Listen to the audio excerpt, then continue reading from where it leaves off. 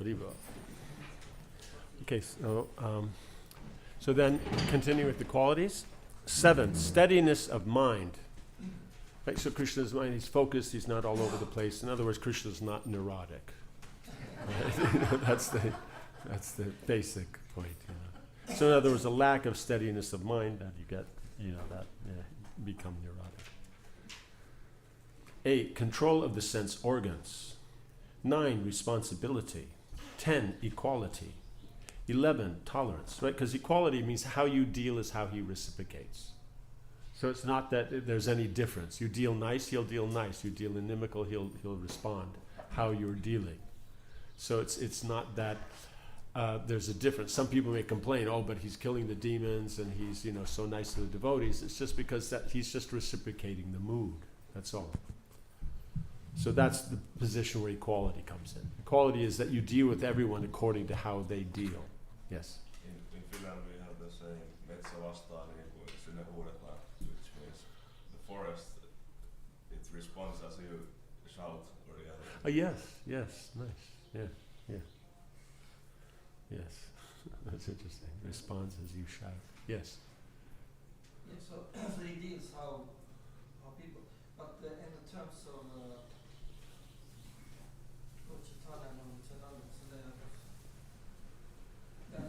they're not considering how to...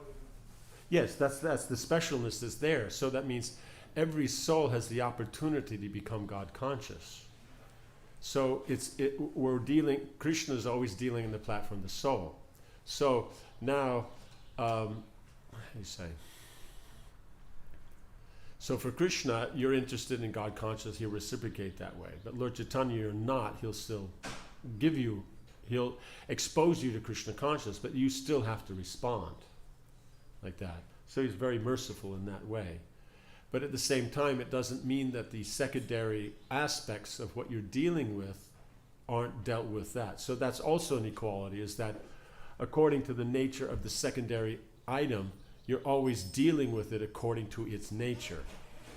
So to say that, no, we'll deal with all items in the exact same way, that's not equality. The modern context is we'll call that equality, but it's not equality because that means something's being dealt with according to what its nature is, something else is being dealt with against its nature. So that's not equality. So by dealing with according to nature, that's actually equality. So the Vedic sense is that if someone behaves as a Brahmin, he's dealt with as a Brahmin. He doesn't behave as a Brahmin, he's dealt with however he's behaving. So if he does the Kshatriya, he's reciprocated that way by Shudra, like this. So this idea is that no, you have to take the external and deal all the same way. So this chair and your car, you have to deal with in the same way. That's not intelligent, though it's always, these kind of social constructs are always coming from people who claim to be intelligent, presenting that they're the intelligent. They're the, objective and all these kind of things. But the problem is their motive for their objectivity is their subjectivity. They have an idea, this is good, this is bad, and then they make a philosophy based on that. I think it's like, was it Descartes? Is he a philosopher? Yes. Yeah, so he, was very smart, and his friends were all very smart, but he was a bit of a debauchee, if I'm getting the person right. And so then some of his friends complained about it. He should behave a little better. So then he created a philosophy to support him being his debauchery. And it's, still a philosophy being discussed today. So that's the difficulty, is that they come up with their own stuff, but it's not about, they're attributing things that aren't right to something else. Does that make sense? So that's the difficulty, is that equality actually means that you're willing to, as the person actually is qualified, to deal with them on that platform. Inequality means that you would, they have the qualification, let's say they behave like a Brahmin, but you won't deal with them like a Brahmin, because you'll take some other external point.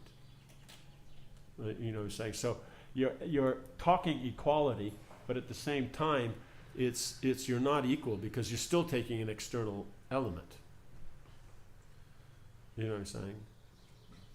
So that's the difficulty, of that one's not functioning in a proper way. So when you take the position of the soul, then the opportunities are equal, and then that's applied according to the actual medium that you'll deal with.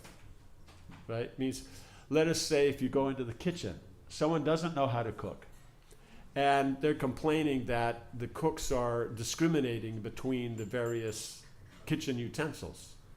They should give them all an equal opportunity. You know? Why is it he just uses the knife and then puts it down, and then the frying pan gets to fry?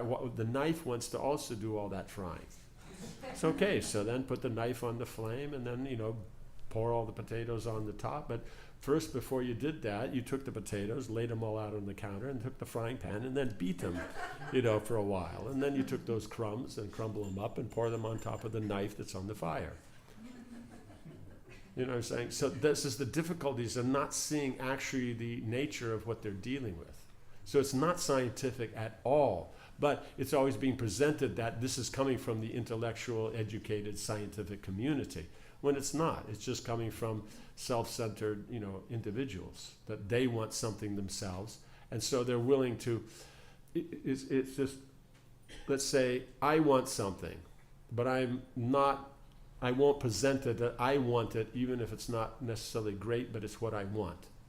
Because then it'll look bad, right? Because if it's seen as self-centered, then unless the person's a victim, then it will always be seen in a bad light, right? Because if you're taking it that it's my position, this is what I'm doing, so it kind of has that air of confidence to it, and it's self-centered, it'll be seen as bad. So therefore, I have to present it as a generic social construct that it's natural everybody would follow, even though nobody else wants to follow it. So for myself, I'll do this. Does that make sense? So I've seen myself in management meetings. There's something, somebody's doing something. Let's say you have the general meeting, someone stands up, they present something, and they want to get this done. Now, I've seen it that I don't like the guy. The project, I'm not really worried about. If someone else is presenting it, I might listen. But because he's presenting it, I'm not going to listen. Because, I say, 10 years ago he did this, and then when we first joined, then, he ate my gulab jamun, and then in the previous lifetime, then, he stole my tricycle, and then before that, he ate my ham sandwich, and, it just keeps on going. So therefore, I don't like this guy, So then he presents it. Now, I can't say I don't like him. Because everyone going, well, come on, what are you doing? This is a management meeting. It's not about your personal likes and dislikes. Now, immediately you'll be shot down. So I have to find a generic thing that's against what he's doing, even though that thing that he's presenting might be good, and present it that it's a generic thing that no one is there, and I present it with, good strength of argument and conviction and all that, and then maybe people vote for it and it's okay. So in this, I've stopped this one thing, I've stopped him, but in the process, I probably ruined a whole bunch of others' devotees, positions, opportunities, and everything like that. Have you not seen that in a management meeting? I've seen it so many times. And so that's the point, is we're not being equal. But we're trying to present it as equal. That's the point, is we're taking it from the personal equal.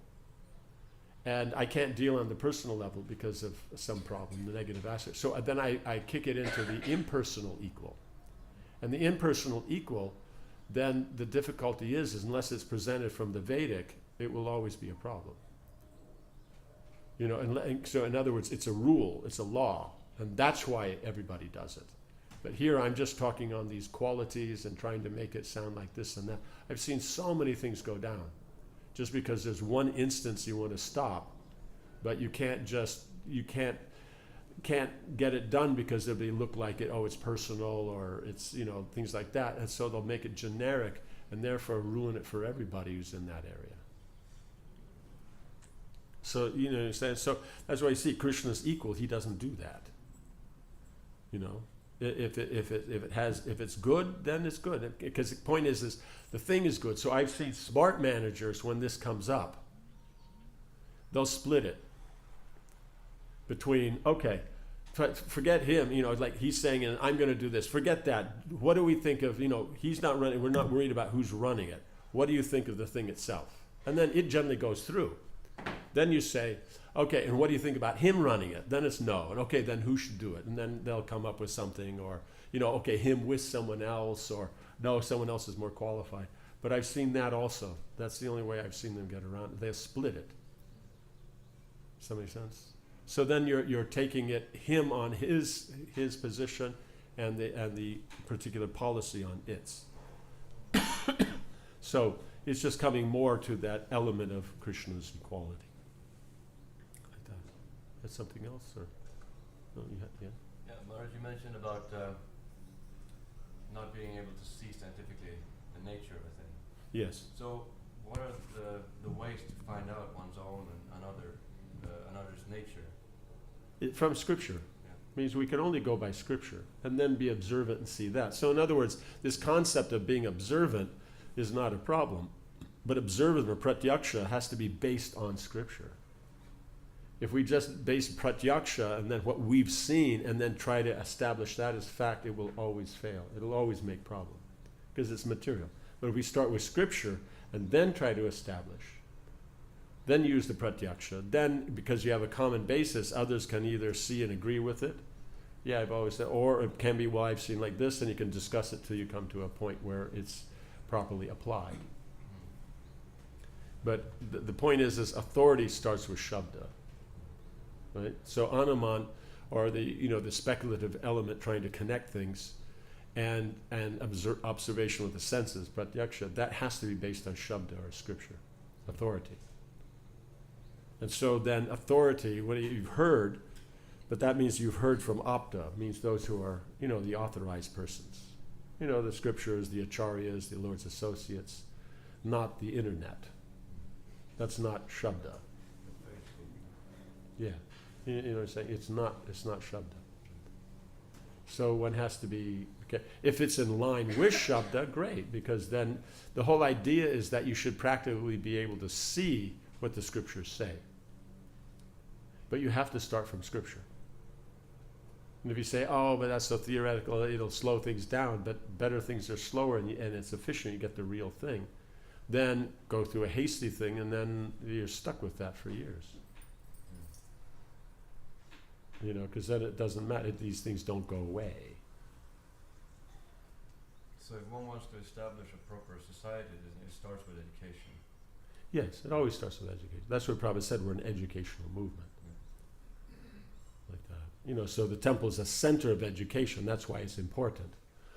Some will say oh no, we're now in the age of communities. We don't need temples. But the point is the temple is always the center of the community. And then if this community is very big, then probably expect there will be many temples. Like we mentioned, in Delhi, Prabhupada foresaw 20 temples. At that time, because the place is so big and people live in their own little neighborhoods and all the shops, everything, people don't leave their area, So then you have a temple there, and that'll take care of that area. Like we were in, what was it? M Block. Like that. And so you can understand, if there's M Block, then there's, it started with A, and it's still going. So it means all those can have their own temples. So people from the locale would come there. And now they shifted over to Santnagar, and so people from the locale come. At Janmashtami, they'll come from all over Delhi. But on a regular basis, daily or weekly, they'll only come from the locale. So Prabhupada's idea, there should be 20 temples. So it does work if people are going. Like you see in many established places, there's a church on every block, practically. So that means the people from that area go to that church, and the next, you're 2 blocks away, you go to the other church. Or if not, you like this guy better, it's 2 blocks away, you can walk over.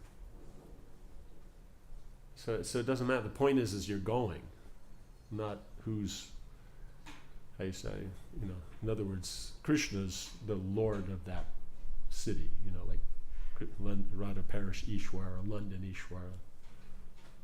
Right? Does that make sense? Yeah. Sad.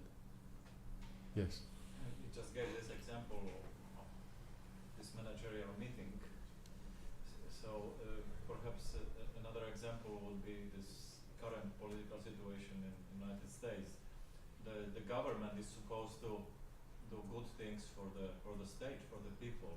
So they presented, there is a politically correct way to present this in such a way, but actually what internally goes on is that Democrats want to support Republicans' projects because it would make position of Republican president stronger, and Republicans will never support useful projects for the nation. Yes, because it's Democratic. It would make Republican president weaker. So basically, in a state of a limbo, the government is paralyzed, and the nation is losing out on everything. Yes, but so it's about the political position. It's not actually about the protection of the people. That's why administration means protecting the people.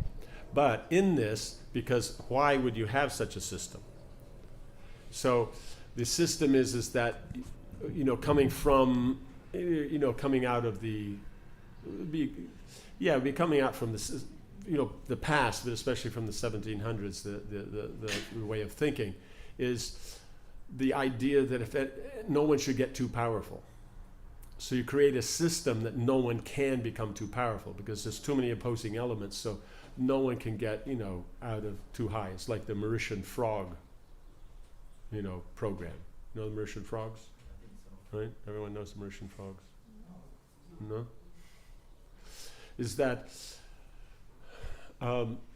one time, this was a story told by a Mauritian, that one time there was a tender put out, it means a contract put out by the French, either the French government or some big corporation in France for frog legs. And so different places in the world, they brought their tender, they brought their what they were offering, and so then once all that was in, then the authorities, everybody spoke to them in that. So then at the end, they called the Mauritians. And they said, okay, so you've given your offer for, on how much it would cost for a box of frogs. But everybody else is like competitive, within a little, a few cents this way, that way, or something like that. But yours is significantly less priced. So how is that? Because the others are all there, so it's competitive. So we can understand is, okay, a little bit of this or that, or someone's taking a little less profit or that. How can you do for so less? We can't understand how that's possible because they don't want to give them the contract and then find out it was just a trick. So then the Mauritian guy said, no, it's real. We're able to give you for so much less because our overheads are less. See, everybody else has to have this very solid box to keep the frogs inside with a nice tight lid and everything. So it takes good construction. We don't put lids on our boxes. We just have a box, and it doesn't have to be a good box. It's a shabby box. And no lid. So we save on the box. And so that savings goes to you. And they said, but if you don't have a lid on the box, the frogs will hop out of the box. And the Mauritian said, yes, that's for all frogs everywhere else, but these are Mauritian frogs. Said, Mauritian frogs? So the frogs. No, they're Mauritian frogs. Says, well, how does that work? He says, if one frog is trying to crawl out of the box, all the other frogs will grab him and drag him back in. Right? You understand the principle? No one can get out of the, it's like anybody tries to gets a little bit bigger, then everybody attacks them and pulls them down. So that's and so, George Washington put together you could say one of the most stable processes of democracy that, that goes on in a more, pleasant way. You don't see as much yelling and screaming like, let's say, in the British Parliament or other places like that. It's a very sober and it's a solid system, but it's designed that no one has too much power. They always call it the balance of power. You have the executive, you have the judiciary, and I can't remember what, the legislative. And between them, they can't actually, no one can get enough power to do anything. So as long as it kind of goes along and limps along and people kind of get something, then it's considered, hooray, democracy. Yeah, So that's the whole idea, is that they don't want it. They don't want anyone to get ahead. So we have to be very, very careful here, is that, as Prabhu pointed out, is that, okay, no one gets ahead in power, but also the people, what's the whole point of the thing, don't actually get the full benefit. So since it's about Krishna, it's not about the individuals involved. It's about who will be the best to do something for Krishna. So even you don't like the guy, but he's the best at doing it, then he should be doing it. Just because he, stole your gulab jamun when you're new bhaktas, it doesn't matter. He's inconsiderate, he's does this, that, so many things. So we have to be very, very careful that, these things apply directly. So we're talking about qualities, but at the same time as we'll use equality to get done what we want, but it's not equal. Right? How he says? What is it? The saying, all animals are created equal, just some are more equal than others. So so whoever's in power, they're the more equal. They'll say equal to keep everybody else down, but in reality it's not. It's just, that's the whole point. Krishna actually deals how you do. You're more sincere, you get more response. But response comes in devotion, not necessarily in secondary. We're thinking, oh, but I'm so sincere, why does he have more facility? Because you're more sincere. He's less sincere, he has facility. You have devotion. But I want the, okay, fine.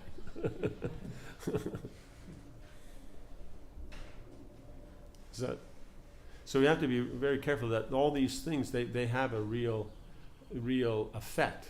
We talk about, oh, it's this and that. So then we'll say, oh, but it's not the system, or somebody's too powerful, or this or that. No, it's none of that. It's just that we're not doing what Krishna says. How he sets example, how the acharyas, what's recommended by the acharyas. They say the system. You follow it, and it's nice. Yeah. So, good. Yes. You mentioned this about the demons which were Balaram kills from Amrasura and Venkasura. You mentioned that we have to identify and hold that Balaram kills them, or His point is that if you perform devotional service, all the anarthas that are there from the demons that Krishna kills, if you're sincerely trying to serve Krishna, just that absorption in the service, all those qualities will go away. Those bad qualities will go away. But the ones that Balaram kills, you have to be aware that they're there and try to be making your effort to get rid of them. It means that you're trying to do your service avoiding those bad qualities. And then Krishna will see, then by Krishna's mercy, then Balaram will remove them. this is material attachment and lust, is it? Basically, it comes down to kind of like that. So it means we have to be aware that we're willing to give up the desire to try to control and enjoy and everything that we can, everything that we see. That's why you see it constantly coming up, the point about one has to give up sense gratification. It doesn't mean the specifics. We generally take it as the secondary, the specifics. It means the concept of sense gratification. That we're not engaging in something because the benefit we'll get for the senses. We're engaging in something because of the what do you call it? It's benefit for Krishna. Does that make sense? So, therefore, we're not interested in what sensual benefit we'll get out of something. That's the meaning of giving up sense gratification. Right? Not that the senses are engaged, because that then comes into the jnana aspect of detachment, where we take it that, no sense gratification means the senses aren't being engaged. Does that make sense? It's just like, let's say you're having a nice feast and all that, and the brahmacharis are eating nicely, and everybody's happy, and like that, and Krishna consciousness, and then there's that one grumpy wallover in the corner who is, this is Maya, this is nonsense. All these brahmacharis enjoying themselves, and That's impersonalism. That comes to the ideas that these sages that are going for liberation, that's all they have. That powers their realization. Is that they do not engage the senses. That's all they have. And from that they get liberation. From Naishkarma you get liberation. But here then we see is the devotees are enjoying prasad. Prasad is Krishna. They're engaging the senses in Krishna's service. And so it's Naishkarmya and they're getting bhakti. So there are two different levels. One's material and one's spiritual. Right? Does that make sense? Because we're, most of the time, make the mistake is that, okay, as Mlechas and Yavanas, then we don't have good qualities and we're just engaged in sense gratification and gross things of anything you engage in is there. So therefore, spiritual has to be the opposite of that. Right? Sound like a familiar philosophy? Right? Shankaracharya, he gave this philosophy. So then, in here is that, so spiritual can't be that you're enjoying the senses, that the relations between devotees is nice, it's comfortable, there's nice families, nice community, nice relationships between everybody has. It can't be that, because that's what goes on in the material world, and that's what gives us misery, because if it's good, great, and if it's not good, then I suffer, because I want it to be great.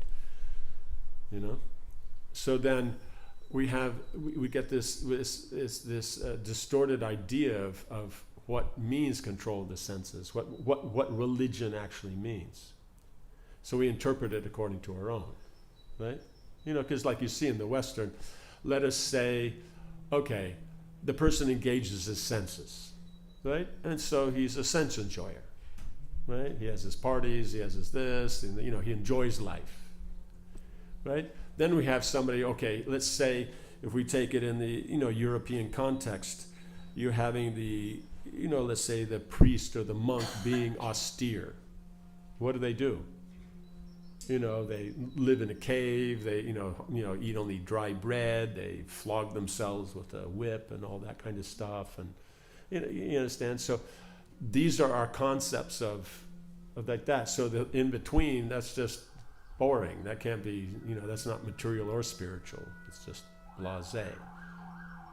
So we tend to bring these ideas of our mundane concepts of karma and jnana into Krishna consciousness, which is natural because that's our background. But as we learn from the acharyas and from Krishna and that, how we apply these things, then you see is the problem is not engaging the senses. The problem is engaging the senses without Krishna.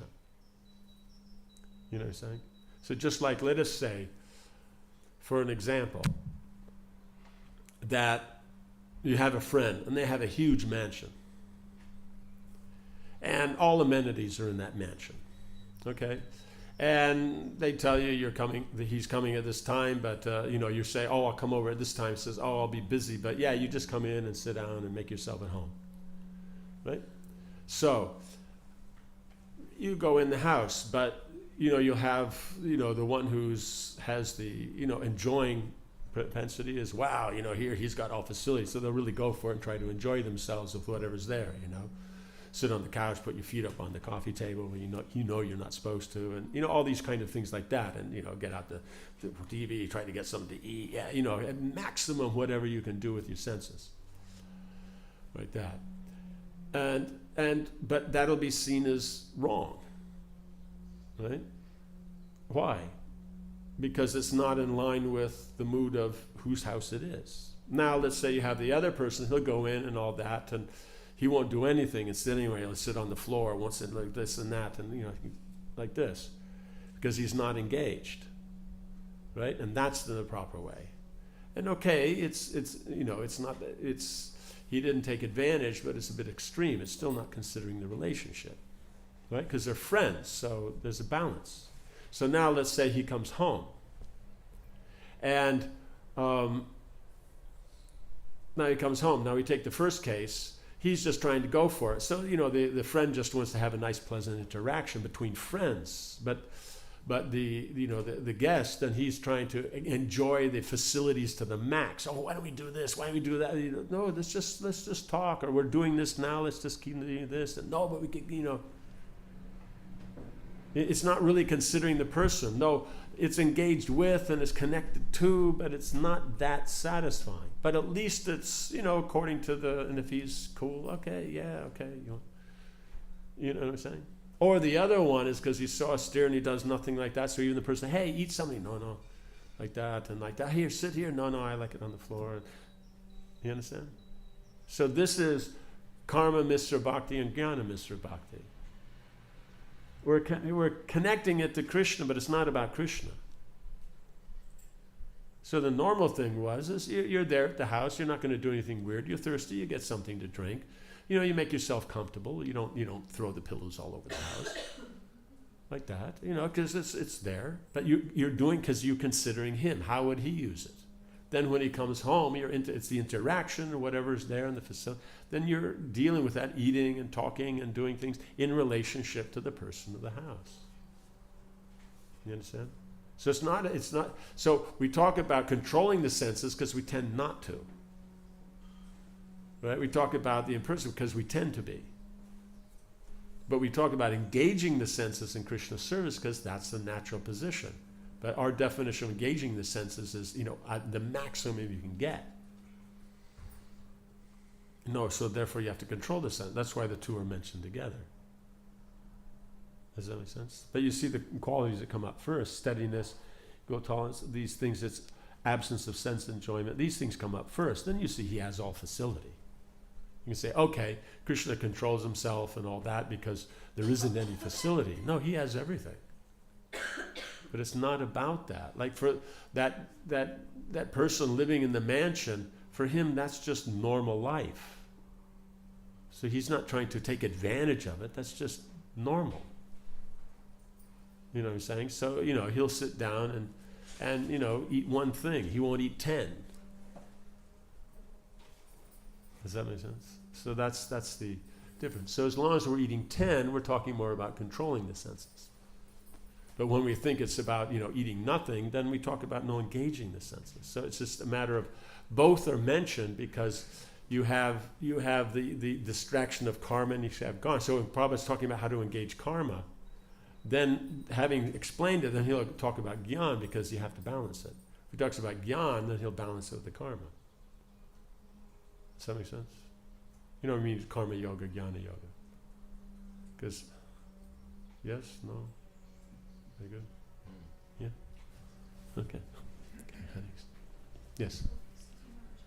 I picked up a book in the library, Radha Vilas, and it really interested me to know how, for example, Vishnu Jan Maharaj, Tamakrishna Goswami Maharaj, they were very much engaged in the countercultural movement. I mean, living in trees, way off the grid, as we would say. How is it that... But in those days, that was the grid. Yeah, that was the grid. That was the grid. That interaction, that countercultural movement. I mean, it's Yeah, it was just like, it was all happening, so. But then how was it that they made, all of you devotees really, how all of you made the transition into a movement that was very formal and power is understood in a way that could be considered contrary to the countercultural movement? Aha, so by joining Krishna consciousness, did we go against the, the principles of our philosophy? Yeah. The point is if you're looking for, technically the counterculture, how it started is you're looking for what's the truth, what's the absolute.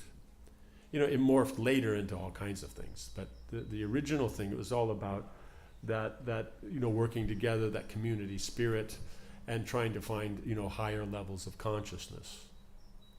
So it's not a problem. So they didn't have problems with gurus and things like that. They just found that the gurus in the contemporary society weren't actually as guru as they thought. You know what I'm saying? So the corporate world and this and that. So, and for many of them, especially those that you say, or the early leaders in that, they came from that background. Means that, in other words, the established, authorities within the American culture. They were from that background, had rejected it because it wasn't giving any satisfaction, but they were looking for, what's the actual truth. So when they came in contact with it, then they took it. You know, but at the same time, to work in those areas wasn't a problem because they actually were from that. Right? At the same time as they could, because of the content, then they could lead those who weren't. Does that make sense? Yeah. So if it's about the absolute, there's not a problem, because he sees the counterculture, the concept of having gurus and connection with India and all that was all part of the things. You know, half of those beads and what they wore were all from India anyway. Even though, you know what I'm saying? Like, you know, most places you take the madras and you put it on the bed or hang it on the wall. They'd wear it, you know. So it's like, you know, hey, you know. So it's not a problem there, because you're looking for the absolute. It's just like Lord Chaitanya with the Prakashananda Saraswati, is that they're all sannyasis, they're all Mayavadis, but they're looking for the absolute truth. So when they come across it, they take it.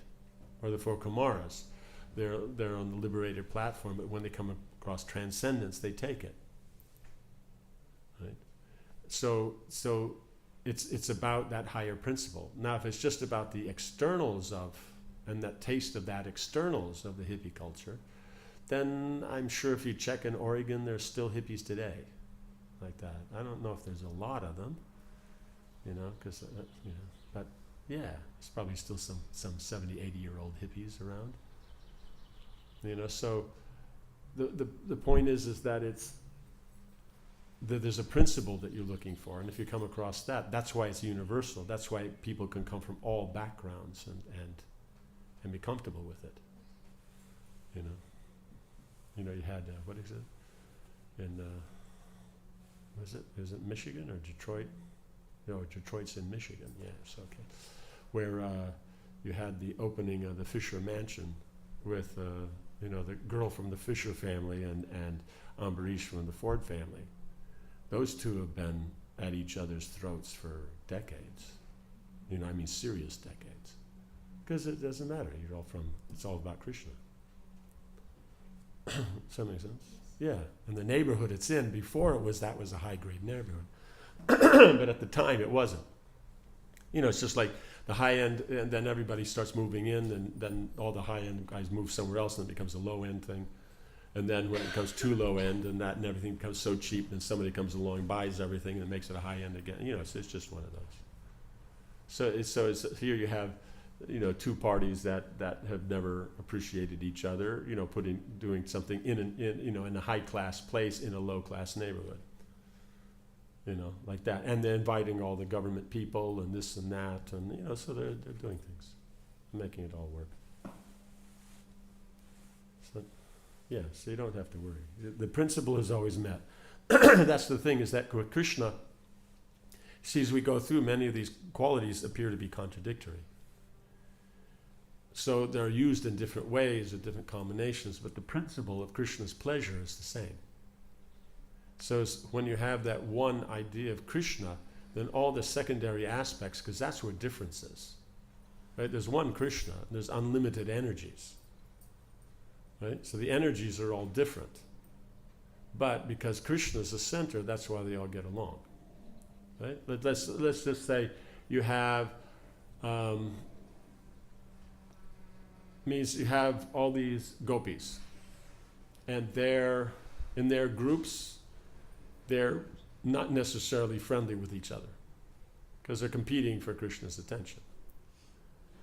So they don't get along. But now let's say you're having Maharas, then all the groups show up because Krishna's the center there, so they can all work together. So the same group that can't work with each other, when Krishna's the center, they can all work.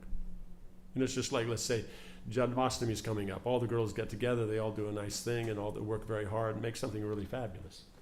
But if it wasn't Janmashtami, right? ... Okay. Does that make sense? Yeah, so that's the point, is that all these seeming, so it's, the hippie is not about the secondary, it's about the primary. So at least the hippies that it was about the primary, they became devotees. But not all those who became devotees in those days were hippies. Bhavananda Prabhu made it very clear he was not a hippie. He was the generation before. Right? Because hippies are, most of them from the like me generation, you know, the baby boomers. That he and some of the others, and how you say, they were from the previous generation, so they were different. Yeah, they were pre-World War II. Oh, really? Yeah, it means Bhavananda Prabhu, Umapati Maharaj, Kirtanananda, I think Hayagriva, Satsuru, Brahmananda. You know, they all had jobs, you know, like that. You know, it's just like, well, jobs. Yeah, you know, so they had something to give up by taking up Krishna consciousness. The hippies, it's just, hey, regular place to stay and place to eat. You know, so yeah, so it wasn't that they were. So some tried to make it, oh, okay, this preaching, it works for hippies. No, it just works for those who are sincere. Because Ambarish wasn't a hippie. You know what I'm saying? So many are like that. This whole idea is, oh, we have to change everything because that only worked for them. No, you have to just give the absolute truth, and those who are interested will come forward. It's not about a volume. You know, as we pointed out, is that you have world religions that, you know, millions or billions of people are involved. But the point is how many pure devotees are being produced. So, therefore, on the platform of karma, that karma mixed with, you know, their own concept of you know, it's just like, let's say if you have the Judaic, there is standards of you know, eating, sleeping, mating, defending. Right? You have the Islamic, there is, the Buddhist, there is. All world religions, basically, they have a standard of this. Christians, they have a standard? There is nothing. What is Christian food? Christian dress? You know, when does a Christian sleep? When does he get up? You know, saying there's no rules on this, but all the other ones have. You know what I'm saying? So so the difficulty comes up is that you have to, how did we get into that one? What was the thread of that?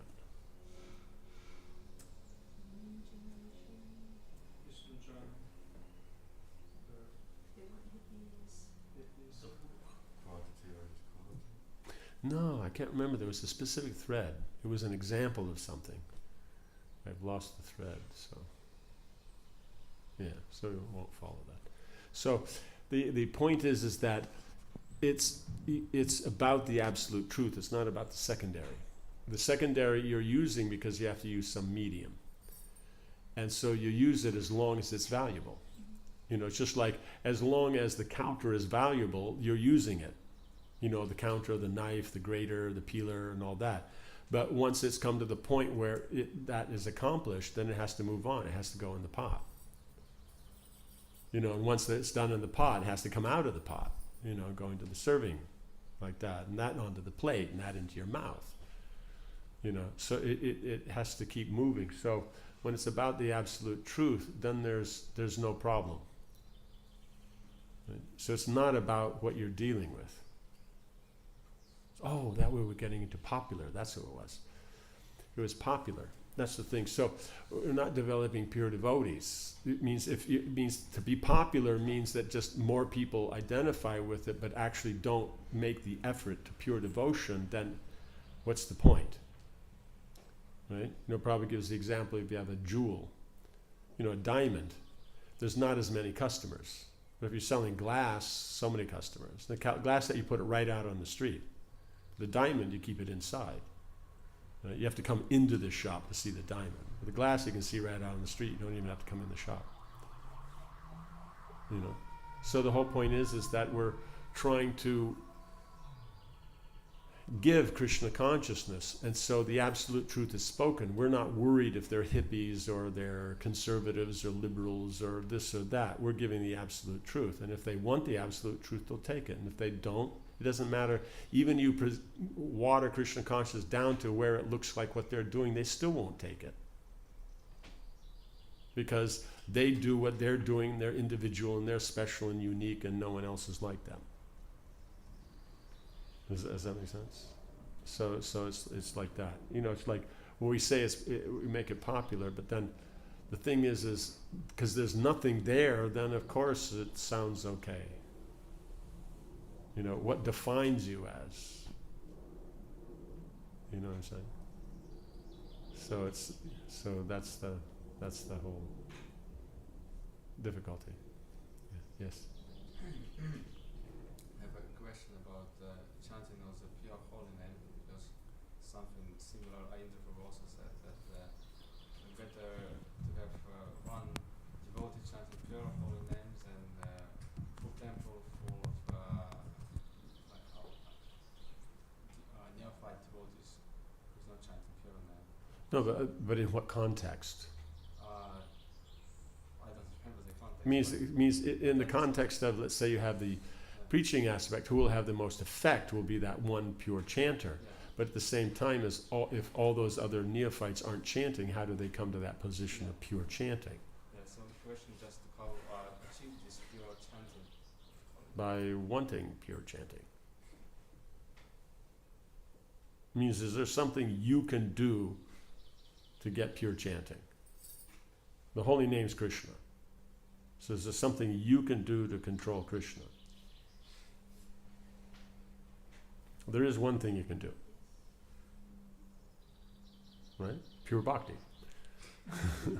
So the point is it's by Krishna's grace that you're trying to. You've heard from authorities about it. You're trying to give up all these different things. And so then by Rupa Goswami's definition of what's pure bhakti, means that you're doing something favorable for Krishna, free from karma and jnana.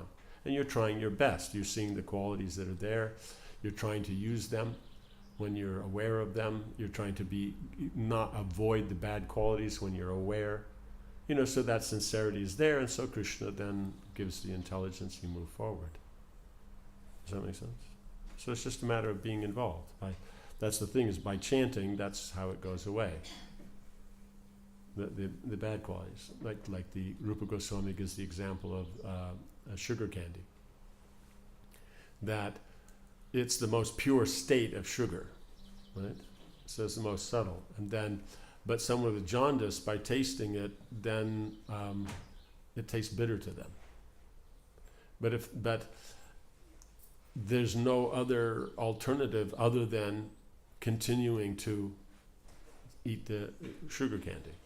So by eating the sugar candy, then they'll become purified, and then it'll go to neutral. It won't be bitter. It'll go to neutral. Then it'll start to become sweet. Then it'll like this. So there isn't any other process other than the chanting of the holy name to get to the platform of pure chanting. You don't have another process.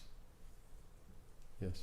So can we say that the person not achieving pure state of chanting because he doesn't want it, he just attracted to some other aspects? Yes, but still, the only way to get them to there is, even they're attracted by other aspects, is that continuous chanting.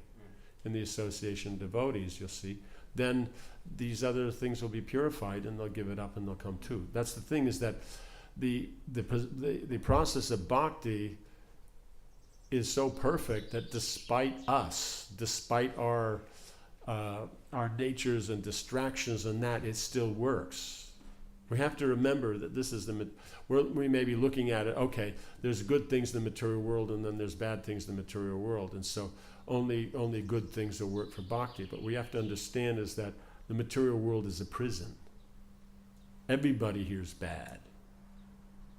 Right?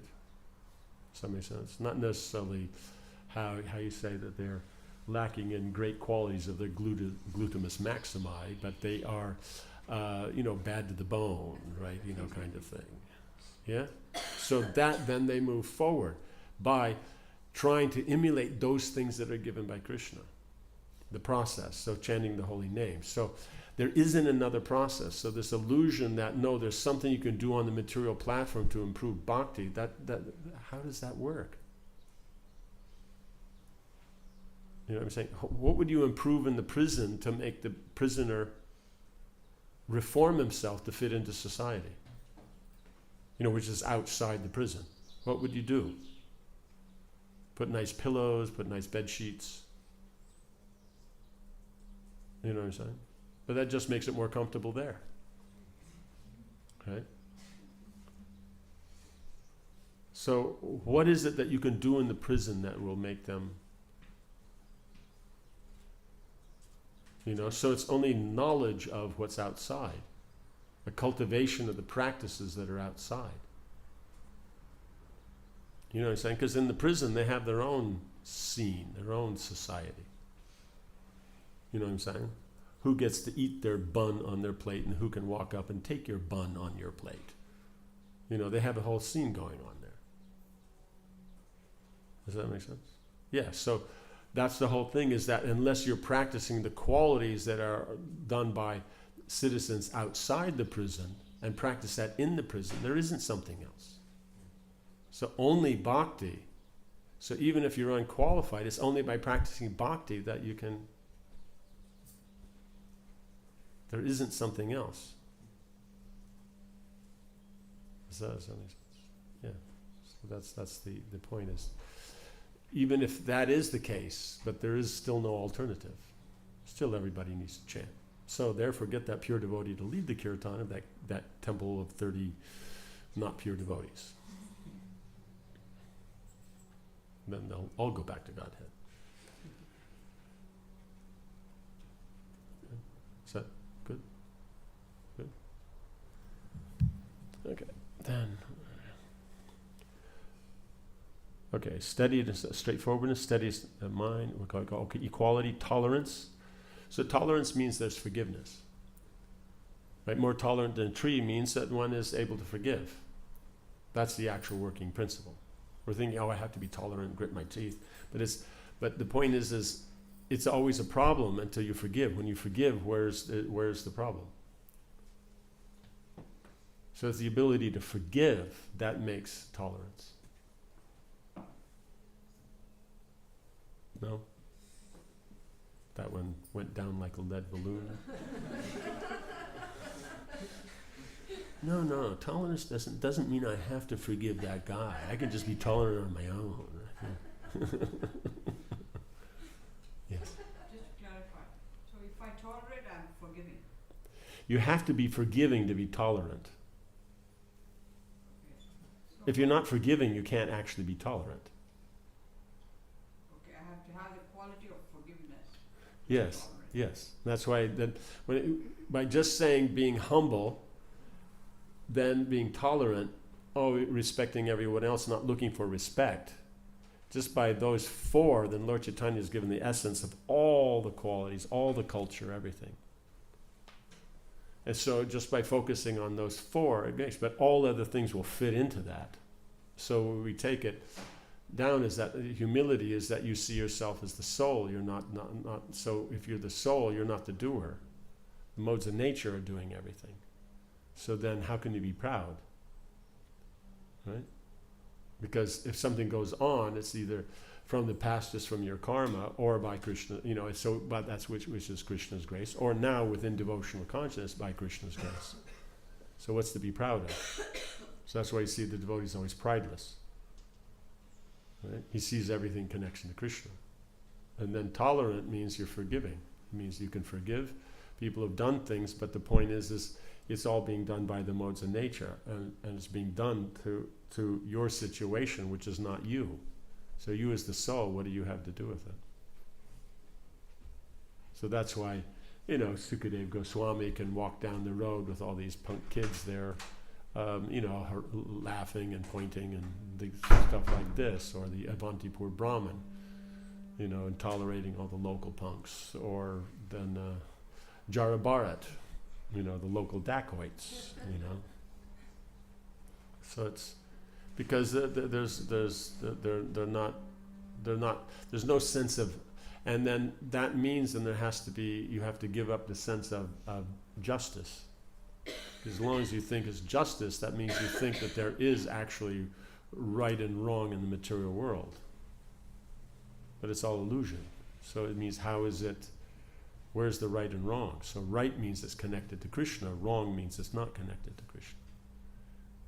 So therefore, if Krishna is okay, then this is the way it works. If it's outside of your duty, you can't do anything about it, then you just go with it.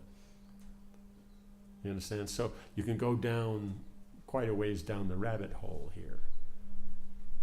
But if we just say tolerant, then we're pretty good. But as soon as we start going into it, then like it was good. Tolerant, yeah, cool, yeah, it's good. Yeah, everyone should be tolerant like that. And I do so many things, everyone should be tolerant. When it says, that means you have to forgive. It's like, hey, wait a minute. Immediately. So how can one forgive, and how do I know I've forgiven or not forgiven? Well, generally, when you're not forgiving, there tends to be some grumpiness there. And when we've forgiven, the grumpiness goes away. That's one way you can tell.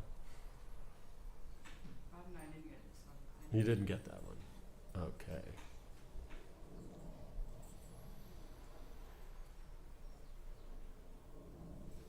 That you don't have any ill will towards the person. Okay. Like that. You give up that feeling bad towards them. Because whatever it is, whatever's the reason behind it, you don't judge it. You just step back from it. You don't have to come to a conclusion it's right or wrong, who's right or wrong. You just step out of that. As long as you're part of that, you're part of the material world. So I don't hold something against Yes, you don't hold against, yes. Yeah. So just let it pass. Yes, let it pass. Water under the bridge. Or if you're from Sweden, dust under the carpet. Right? The other day somebody was arguing that some Pakistani was saying that blasphemy can even lead to hanging or death sentence of the person. So this other person was saying that, but one should have a freedom to express one's opinion. Right. So Okay. blasphemy. Okay.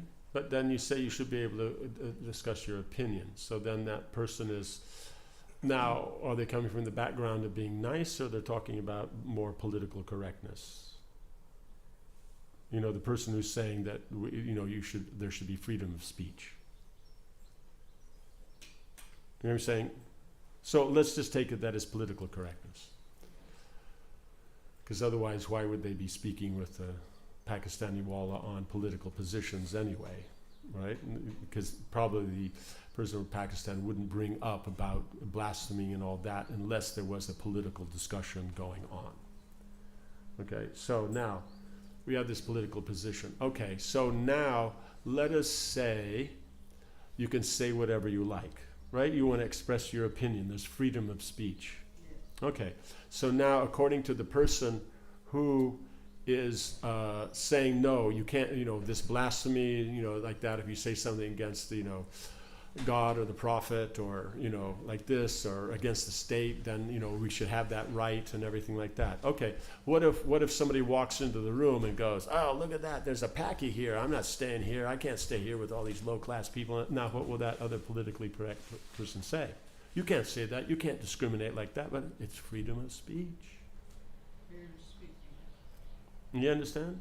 So the whole point is freedom of speech means as long as you speak freely the way the liberal says you can speak freely.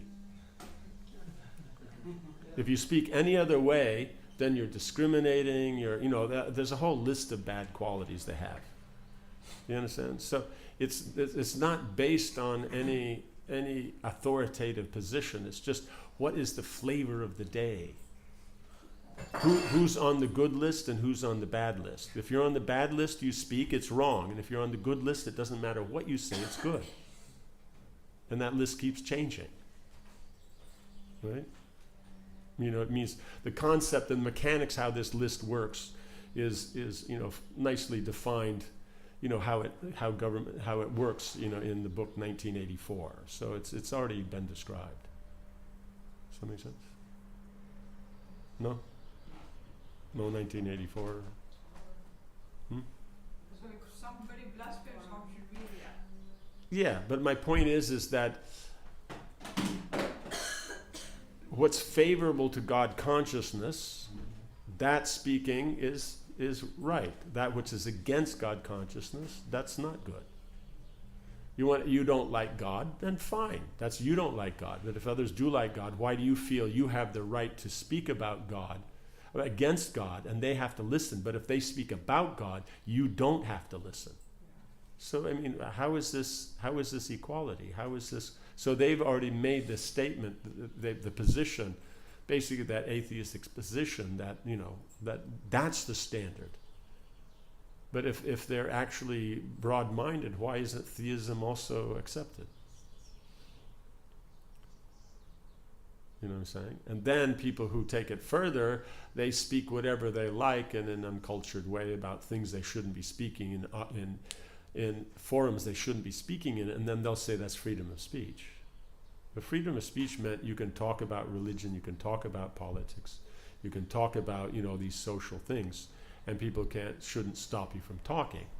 But it doesn't mean that they have to accept what you're saying. Freedom of speech doesn't mean the other person has to accept. That's not there. It's not in one of the rules. But they're taking it, no, you have to accept what we say. No, it doesn't. Freedom of speech means you can say whatever you like, but I don't have to agree with it. You know? But at the same time, you have to be cultured. You have to, you know, a gentleman speaks certain things in certain situations, and others they don't. Does that make sense? Yeah. Yes. To give up the sense of justice, does it mean that you simply see, okay, Krishna allows that person to harm me again and again, but if Krishna allows that, it means that it's my karma, or There's something to learn there, yeah. It means we may avoid that situation, try to arrange our life that we don't come in contact with all that, but that it happens because others are in the exact same situation and that doesn't happen to them. You know, so therefore there's something else going on there. You know, so we just try to step out of it. It doesn't mean you don't try to protect yourself from any difficulty, but that it happens is you don't get that sense of justice. You just, that's what you're dealing with. You know, you open the window, it's cold, you close the window. You open the window, it's pleasant, you leave it open. You know, it's not a sense of justice. No, but it's supposed to be, this is summertime, it's supposed to be warm. You don't do that kind of stuff. Yeah. You do in Finland. I do. Yeah, well, that's because there's an absolute standard. Yeah. Yes. So Maharaj, about forgiveness, you mentioned that this one should understand that it's only the most that are in action and Yes. the doer. And isn't it the same that the best way to have forgiveness is to understand Maya, that it is actually the cause and the effect, that it is just when we identify with the senses and the mind and the body, and then we are deluded by that. Yes. Yeah. It's just all the same thing. Maya means the modes of nature. The modes of nature. It's just a matter of whether you're being technical or not. You can just say Maya in general. But the point is that it's due to our identifying with the body that we think something happening to this or not is right or wrong. You know, if it happens here, then we say it's very bad. If it happens somewhere else, you just say, it happens, what to do? You know what I'm saying?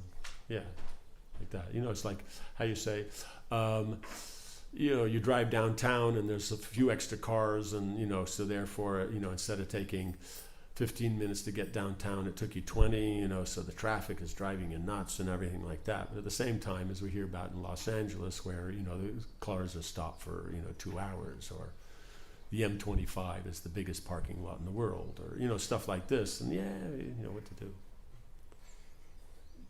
You know what I'm saying? So it's just a matter of where we're identifying with it, then we see we have a problem. Where we don't identify with it, we're quite tolerant.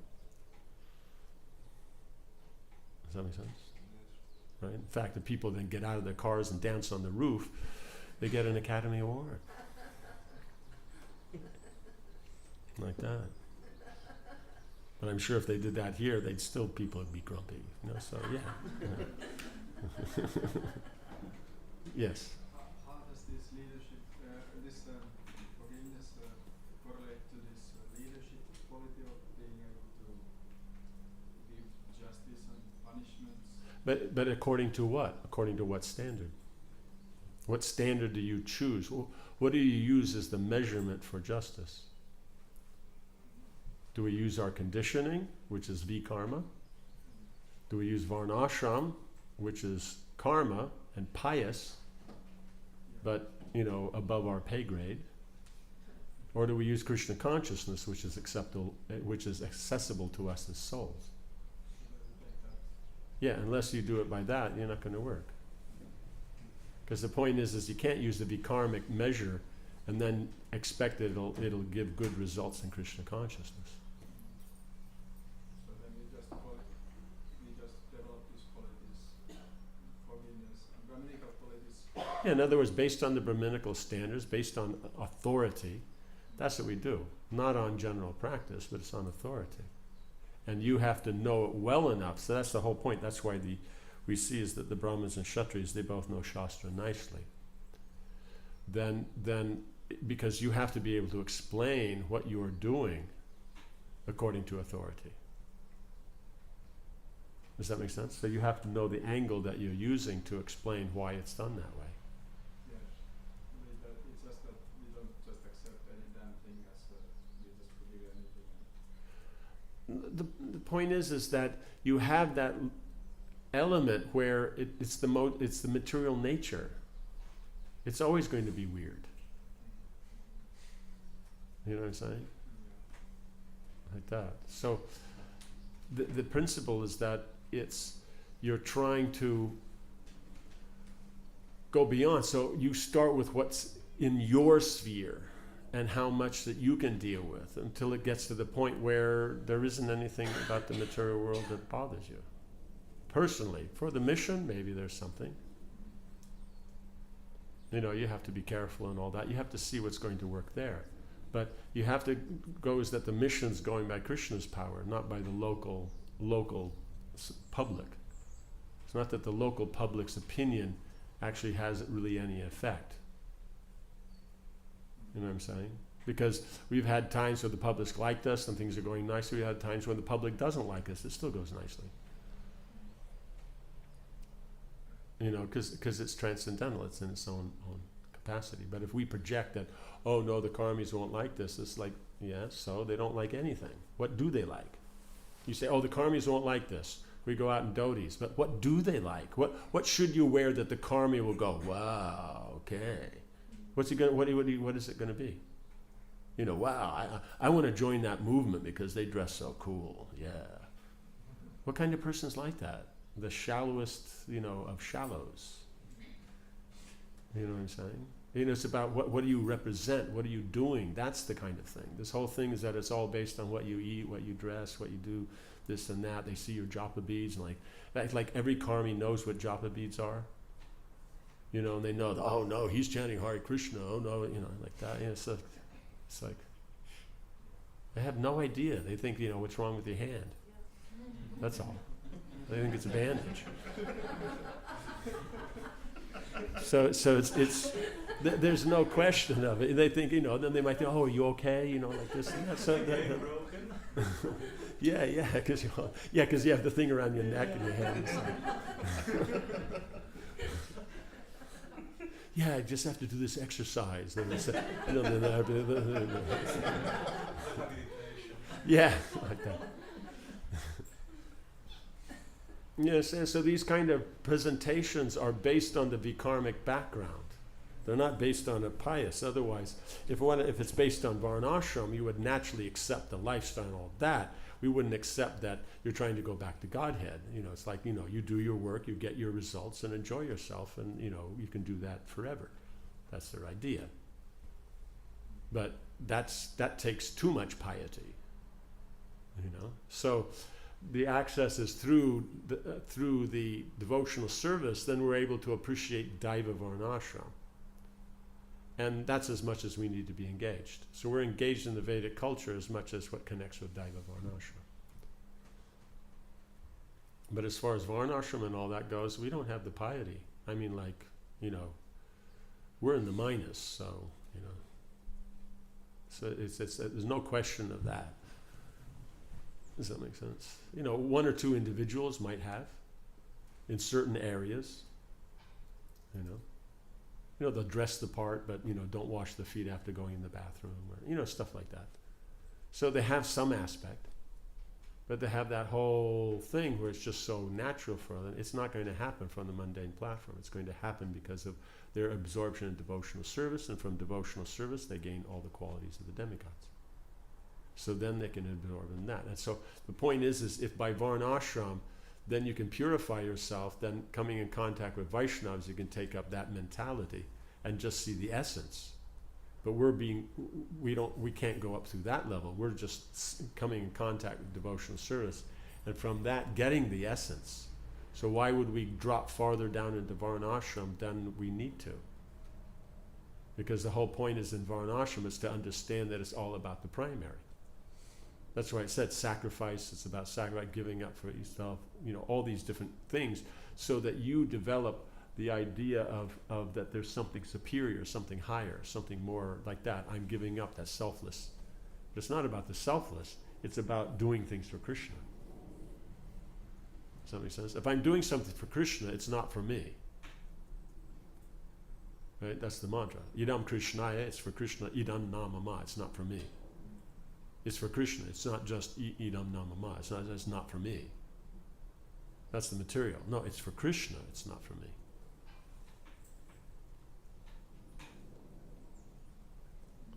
Does that make sense? Is that good? Or Yeah, so we can, as a leader, we have to,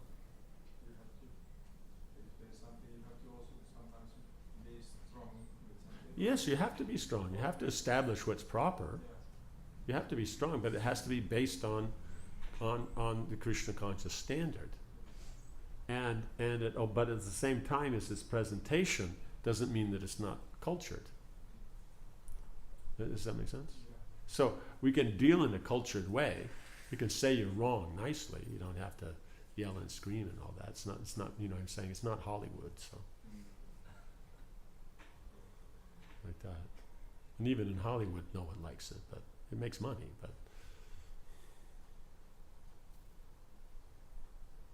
I was once walking down the road in Mayapur, and Bhavananda was coming towards me, and I just passed him, and he stopped me. He said, "Why don't you say Hari Bol?"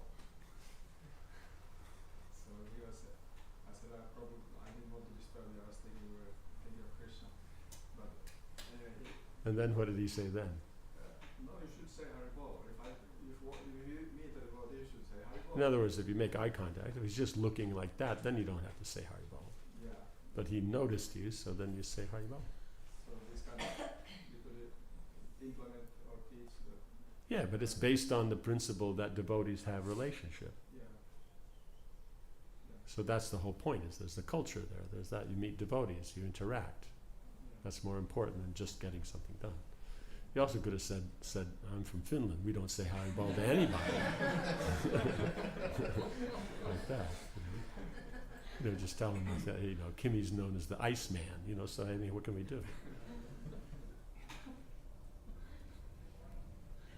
Does that make sense? Yeah. But, if you said that, he might have laughed. But the point is that it's there. There's a standard. And he was personally trained by Prabhupada, therefore anybody in the movement is, in a position to be directed by him. So maybe we should teach all these kind of things. Thank you, please, I'm sorry, basic etiquettes of yeah, but because it's proper within the Vaishnava culture, not because it's the modern thing. You understand? So it always has to go back. So here in Bhavananda Prabhu's case, he'll always take it back because that's what Prabhupada did. Do you have some good recipe for how to create a nice atmosphere, like family atmosphere that Prabhupada created in when he was here with everybody? Well, yeah, you could take, how do you say, 1 cup of suji, 1 cup of water, 1 cup of milk, 1 cup of sugar, 1 cup of butter, and then after roasting the suji in the butter and putting the water and milk together in a pot and bring it to a boil, then pour that in and then cook it until you kind of get the, as you're moving the spoon, you kind of get the Dead Sea effect. No, Red Sea effect, yeah, Red Sea, not Dead Sea. If it floats, that's a problem, but if it parts like that, then yeah. And then put it on the side, put a lid on it, leave it for like 45 minutes, good lid, like that. Then after that, then offer it to Krishna, and then after that, call all the devotees, and then you'll have that atmosphere you're talking about.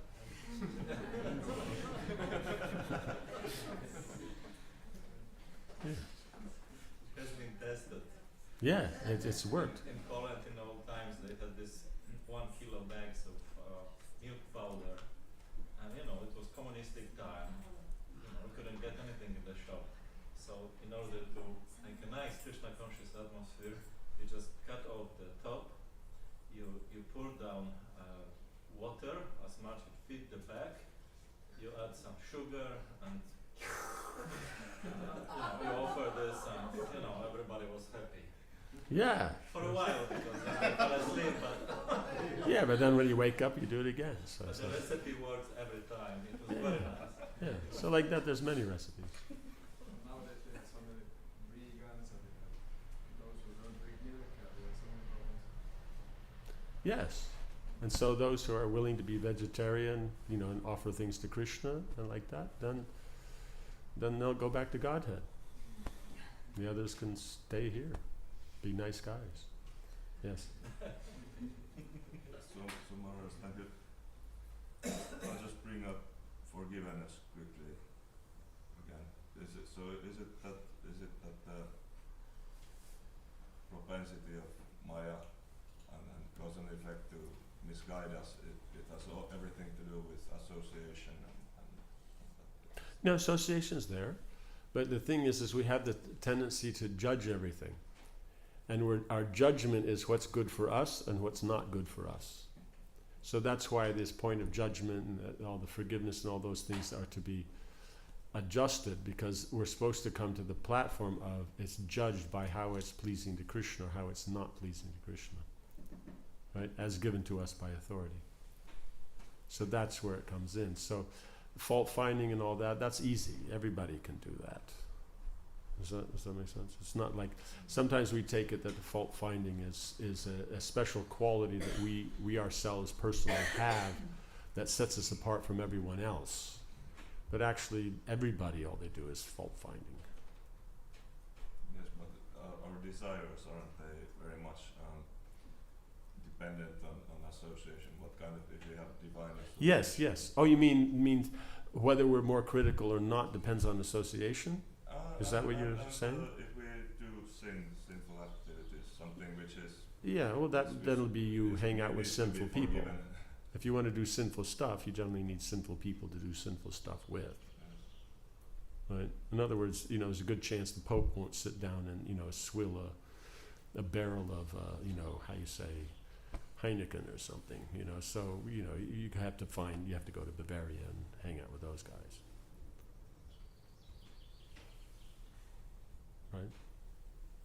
Right? Or go to Ireland.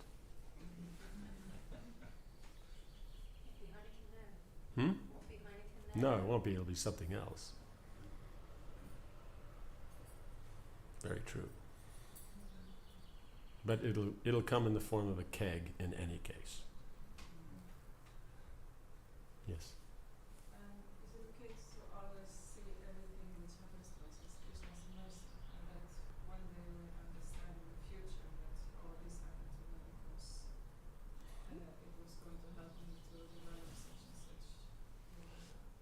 It'll always help, because it means what alternative do you have? Well, one can also Means say is the problem El Nino or? no, one could also say, oh, it's just my karma. If we can just add that it's actually Krishna's mercy. Yeah, means Prabhupada gives it. There's I think one letter where he says that you look and you try to analyze, see what's the cause, because ultimately, of course, it's Krishna, but the cause of, okay, I'm getting this problem because I did this, and what I did there is not according to what's recommended in Scripture, therefore then I got a bad result. That's pretty straightforward.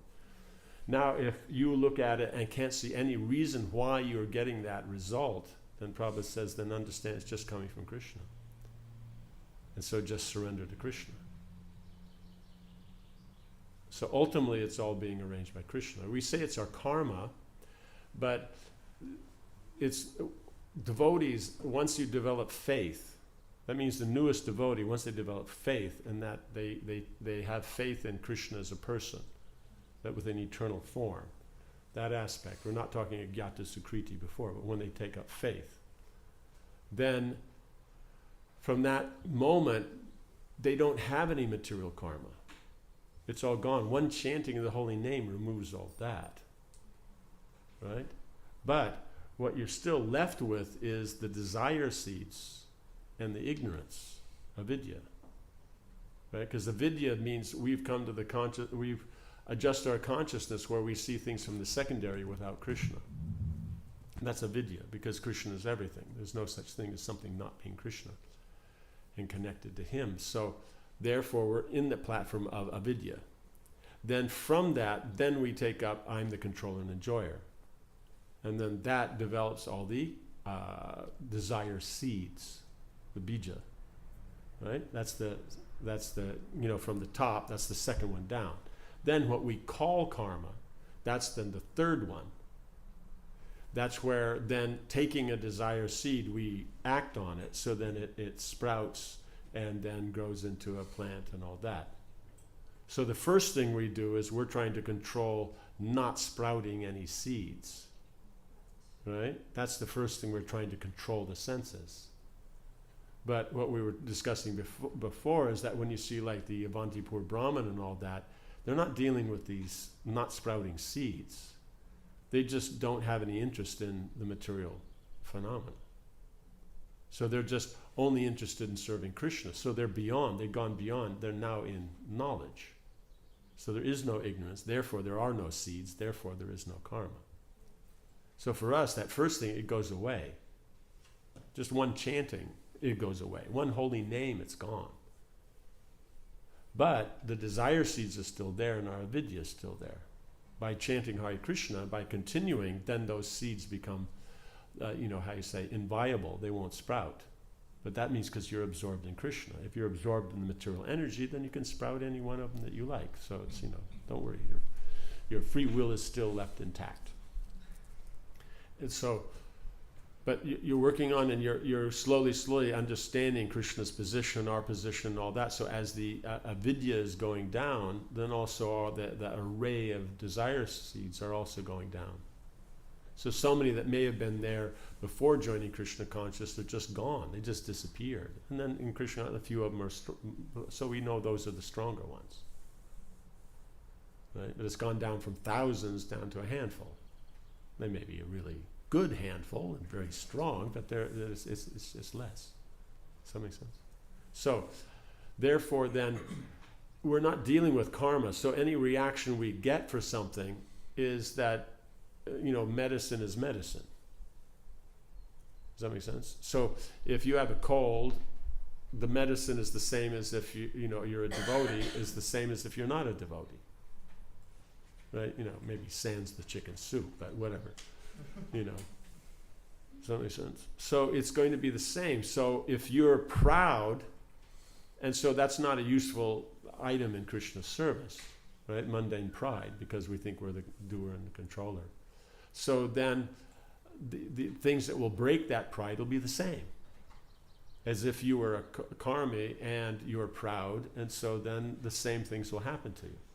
The difference is that for the karmi, let's say they're supposed to get, let's say,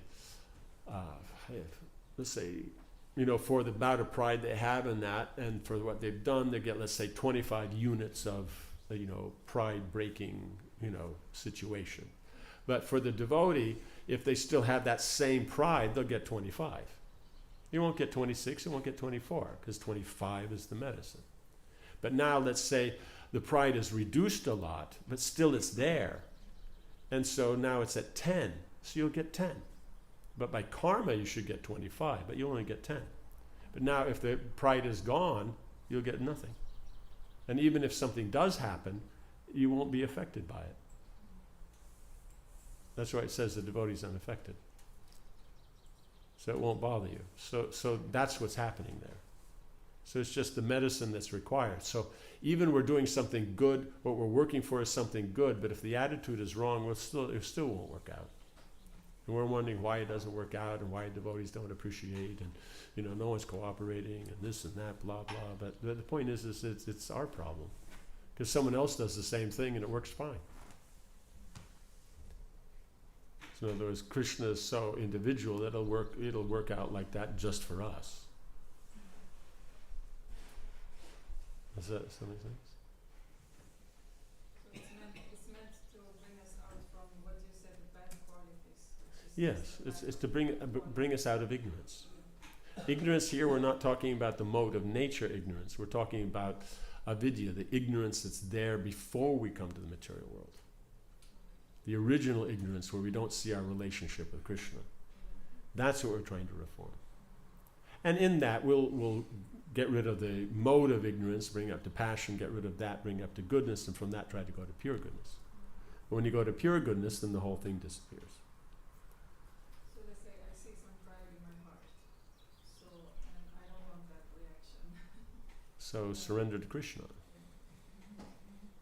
then I can just pray that, my dear Lord, I see this in my heart. Please remove it. Yeah, but you have to be consistent in that. So when opportunities to express the pride come up and you try to avoid it, then Krishna goes, okay. And then it goes away. But if we say, Krishna, please remove the pride and all that, and then it comes up and like that, it's like what I always thought was quite humorous. You're standing there in front of the deities, taking darshan, offering prayers. Please engage me in your service. And somebody taps you on the shoulder and says, hey, I'm busy praying here.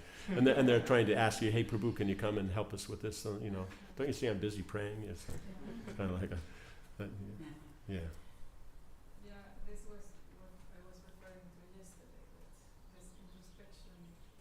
I mean, sometimes we just don't see what is there in the scripture. It's right here in front of me in reality right now. But don't worry, Krishna and his energies will keep running it past you until you do. So if that sincerity is there, then it'll go very quickly. And if not, it'll take a little longer. Yeah, so introspection is always part of the program. Like that. If you can be regularly introspective, that's good. Otherwise, Bhaktividyā Pūrṇa recommends like ekadasis, you try to be introspective about your devotional progress and stuff like that. It shouldn't be that, I'm doing so great, I'm fabulous, everybody else should keep up. No, that's not what we're talking about. So, yes. Thank you, Maharaj. You talked about these seeds and it just got me to thinking about the different qualities and the spiritual development and about the forgiveness we talked about. Isn't it said that a person that practices self-realization has conquered the 3 gates to hell, lust, greed, and anger? But in lesser religions or other religions, there's still this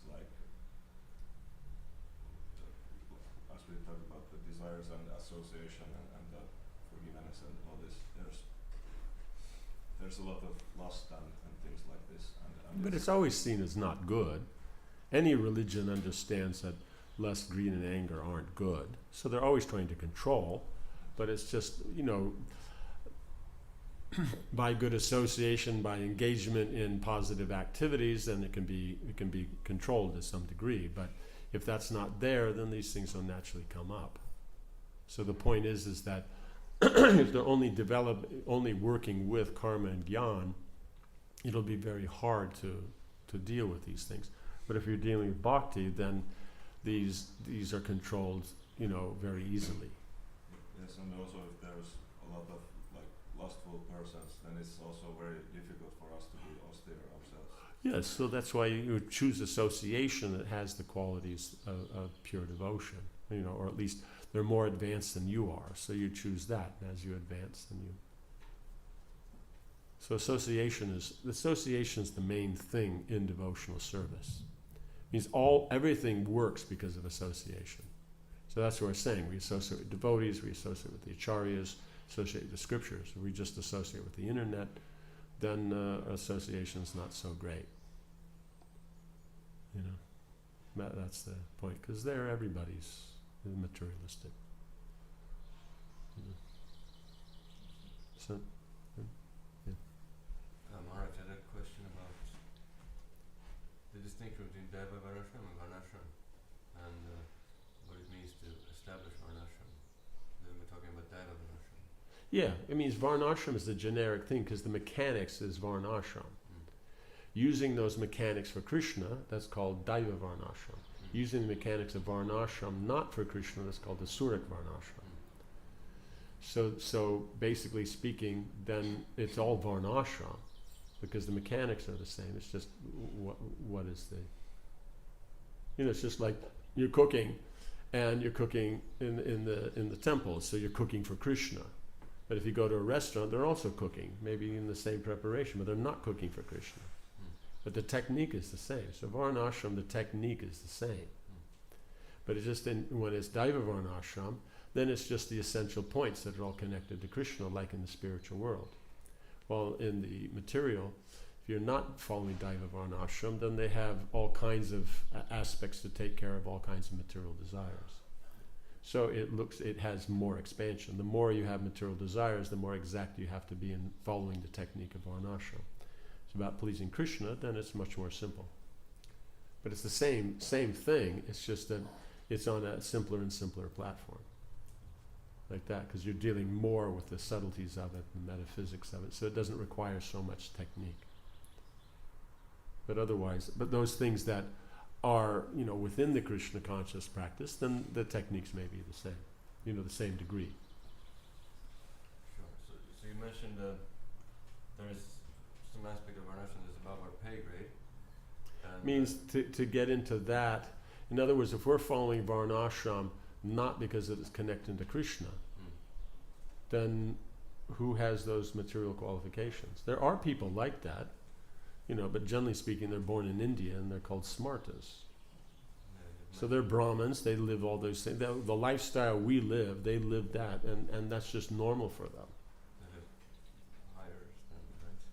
Yeah, they're just very clean, very organized. They do everything, and they do, it's very regulated. They've been doing it. Their parents have been doing it. Their parents, in fact, they can say 7 generations. And it's like that. So, they're Brahmins. But the point is, and so that itself is nice, but the perfection of the Brahminical position is devotion. So what we're meaning is when we try to oppose the Vedic system using modern concepts, that's not pious. That's from vikarma. We're presenting it as if good qualities, as the West sees them, is on the platform of manamoy. So it's dharma. But actually, they're only presenting their atheistic principles of morality, not theistic. Theistic means it comes from Shastra, right? It's for devotional service. Atheistic means it's the local society says. So it's coming from them, not from God. So it's not theistic. And then try to present that as bhakti, then kind of miss the point. You can take that and engage in bhakti service, but don't say that it's necessary for bhakti. Bhakti is independent. And don't say that it is the standard, because it's below the standard. But if you're below the standard and you use that position, the best of below the standard for Krishna, you get purified. But then you'll start coming up. But you have to understand is that the conscious Anandamaya, that's the standard. Then practicing that, because it's not, we have to practice it. It doesn't come spontaneously. That's the platform of Vijnanamaya. So we situate ourselves in Vijnanamaya to practice Anandamaya. But then to take Pranamaya, which is the second platform, and then say this is the standard and devotional service can't happen without this, we're not even talking philosophy here. It's like not even understanding. There's no intelligence, there's no discrimination. They can't tell the difference between the levels of consciousness and what's the difference in these things. So there's no education. So then why so much talk? Right? Does that make sense? Yeah. So as what Prabhupada has given us, that's Daiva Varnashram. Yeah. You see when it's explained in 11th canto, what Krishna is talking about is Varnashram, what's the practice of the lifestyle of the pure Vaishnavas, is exact lifestyle that Prabhupada gave us. Yeah. So Prabhupada already gave us that Daiva Varnashram, that Paramahamsa Varnashram.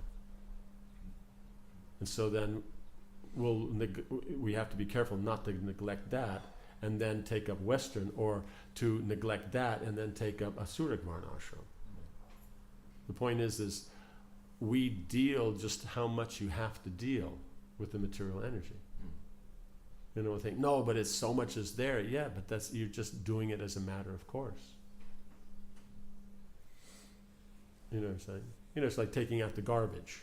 You pick up the garbage and take it out and put it where it's supposed to go. Right? And so for someone who does that regularly and is committed to the process, is it a big deal taking out the garbage? No. But but in that there are so many things. You're going to have to put it into a particular bag. You have to make sure the top of the bag's there. You want to pick it up in such a way that it's not going to break the bag. You know, you have to be able to carry it out there. You know, how you carry it, you don't want to bump into things because the bag's dirty. You know, and so many things, and how you're going to, you could have a long list of pages of details to look at in taking out the garbage. So because we say you take out the garbage and that's it, it already includes all those. So someone who doesn't actually understand the culture of taking out the garbage, then they say, no, it's all about this. You know, they're from the Taking Out the Garbage Club. You know, and so then they all, you know, hey, what kind of plastic bag do you use? Well, I use the Z392. And, oh, yeah, I used to use that before. Yeah, but really, what do you use now? Oh, I use the A957, like that. And then they go, whoa, wow, what's that? Oh, yeah, you know, it's biodegradable and all that. You know, the 97 is not quite so, you know, they say it is, but it's not really like that. You know, it still takes 1,000 years to biodegrade instead of 10,000. But, you know, there's other words, the you know, 57, that one, you know, that one only takes, you know, like 2 years. And if you use the Heinz 57, now that one biodegrades, you know, immediately. Right? So we're not talking about that stuff. We're talking about those who, it's just, you're living your life, and in living in life, there's garbage, and the garbage has to be taken out, so you take out the garbage. You don't have to make it into a trip. So therefore, the Varnashram aspects are just there, they're natural, that's the way humans do things. You don't make it a trip. As soon as you make it a trip, then it starts to take on the qualities of Asuric Varnashram. Or if you're opposed to it, then it takes on the Vikarma of the, you know, Pranamoy. Yeah. So in trying to establish at least an understanding and following, then we would be careful not to artificially install all the details, like, you know, you have a tap in your bathroom and you have to wait for the guy to turn on the tap in the shower after you wash yourself in the bathroom. Yeah, no, you wouldn't do that. Yeah. Because the point is, you know, we're just happy if you just decide to wash your feet. Yeah. You know, we're cool. Yeah. You know? Yeah. You know, or even just start with washing your hands. Yeah. Yes. I have a question about there's some discussions, maybe not so much anymore, but still, like devotee care. Can you describe that? Devotee care. Yeah. Should we care? Or should the devotees care? Who's a devotee? Yeah, who's a devotee? What's care? Devotee care means that's the whole thing. We're always supposed to be taking care of devotees. But we don't take care of devotees as Prabhupada's given us, as Shastra gives us, so we have to come in from the modern. You know, like I was explaining, I think it was a couple of days ago, is that before urea, everything was organic. There wasn't anything grown in the planet that wasn't organic. Everybody ate organic. But then when that came in, then it was all that. And then man says, oh, this is better and this and that. Then when man figures out it's not good, now being organic's good because man said, not because that was the way God gave it. So we have to be very careful. We get into devotee care because man says so, then there's always going to be it's always going to have, residue, right? But if it's because God says, so devotee care, start out with the dati prati grinati guya makati pichite bhunte bojayate. Be able to sit down and take prasad and not complain about sugar or this or that or some other, issue, political issue. Somebody tells you something in confidence, you don't go on the internet and then tell everyone, oh, what's going on, like this and that. And that somebody gives somebody something to somebody, then that's cool. It's not that, oh, why are they giving, or why they didn't give that to the temple, or no, that's not their money, that's Krishna's money, why are they giving it to him? Just be comfortable, just start there. Do what you can to take care. Because Shastra says. But when we go devotee care because the karmis say, and try to do it the way the karmis say is care, then is it actually care? Because then you're only caring for the body, you're not caring for the soul. So are you caring for the devotee? So then we say bodily care, emotional care. Don't say devotee care. No, but devotees have all these needs and all that. But the point is yes, that's the conditioned nature. Who talks about engaging the conditioned nature? What's Varnashram for? Engaging the conditioned nature. Does that make sense? That's the whole thing. So it's a matter of the angle you come in from. Otherwise, devotees used to take care of the devotees before, and I like things like that. I remember once one devotee was telling me, I think may have been, I can't remember when it was, it may have been 68 or something. They were in New York doing Harinam, and it was some famous riot. The hippies were doing some kind of riot. And the police came out with tear gas and that, and so everybody, the devotees are there doing kirtan, and somehow or another they got caught on the edge. So from the tear gas, because it goes in wafts like that, one of the brahmacharinis fainted. So whoever was leading the thing says, okay, time to get out of here. So one of the brahmacharis just picked up the girl, put her over his shoulder, took her to the bus. They put her down the bus and all that, then the girls take care and they go on like that, and nobody even thinks about anything. You know what I'm saying? So they take care. But at the same time, it's not a take care, Otherwise, it's, he just takes care. Why the brahmachari is taking care? But then if he takes care, why is he taking care? What is his motive? So then you get into all this weirdo stuff. Does that make sense? So there's the sense of community. If that's there, then naturally you take care. Does that make sense? We talk about things and that and come and give the emotion. That's nice. That's great.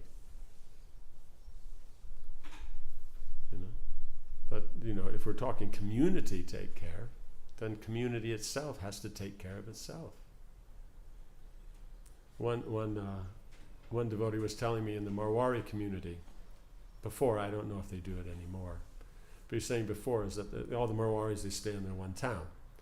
A new Marwari moves into town, so he's part of the community. As soon as he moves into town, everybody in the community will give him 1 rupee and 1 brick.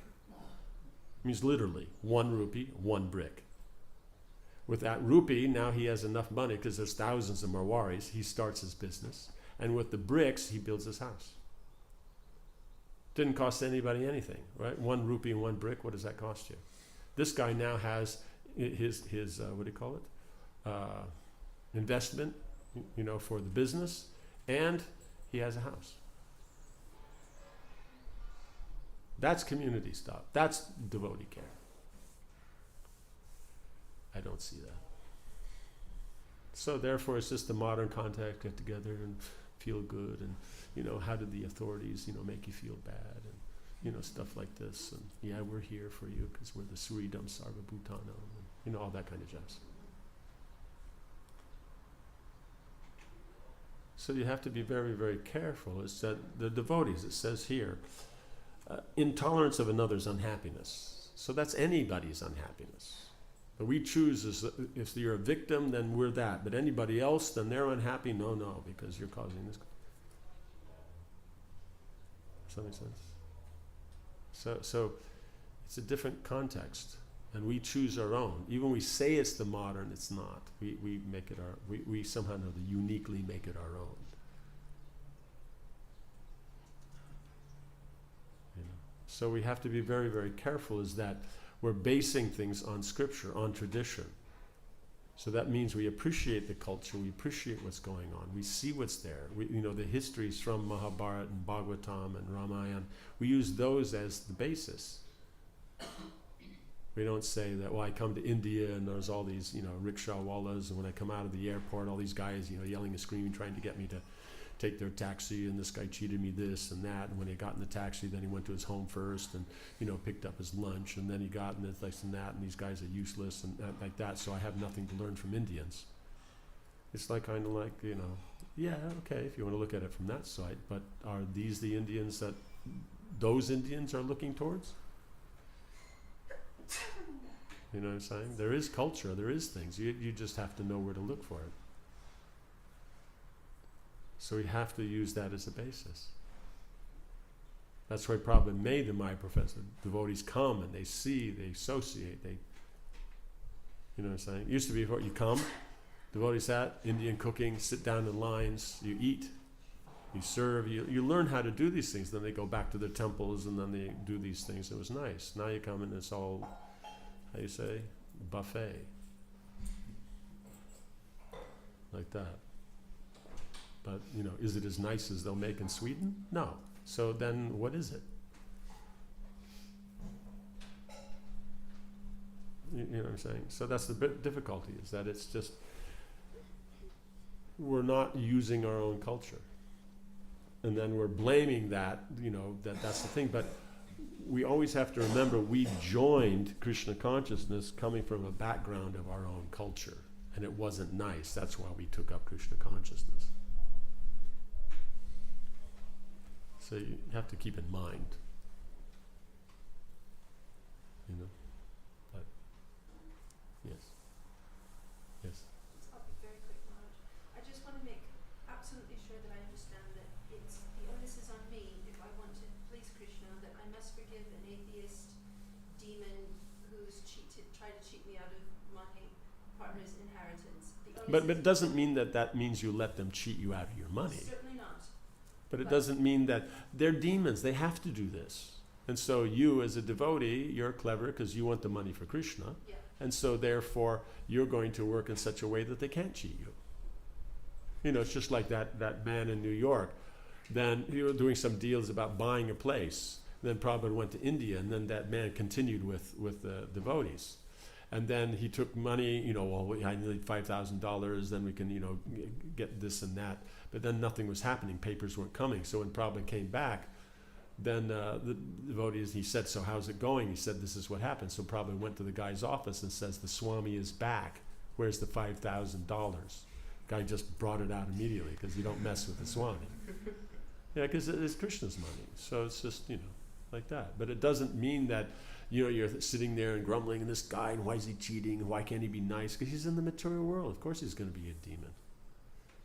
It's like, that's what it means. Does that make sense? Yes. Yeah, okay. Yes. Thank you very much, Maharaj. I just wanted to say I'm very grateful. Me and my daughter just came from Iran. From Iran? Iran. Okay. Participate in a conference in Lapland University. And we had just 2 days in Helsinki, and we were so lucky that we had honor to listen to you both days. Okay. So I'm very grateful to you and also to all devotees that Okay. accepted us. Okay. And especially to widely Dr. Maharaji. Okay. Mataji for being very kind to us. Thank you Okay. very much. Okay, That very was good. honor, and I think it was Krishna's mercy. Okay, very good, very good. Yeah, worked out nice.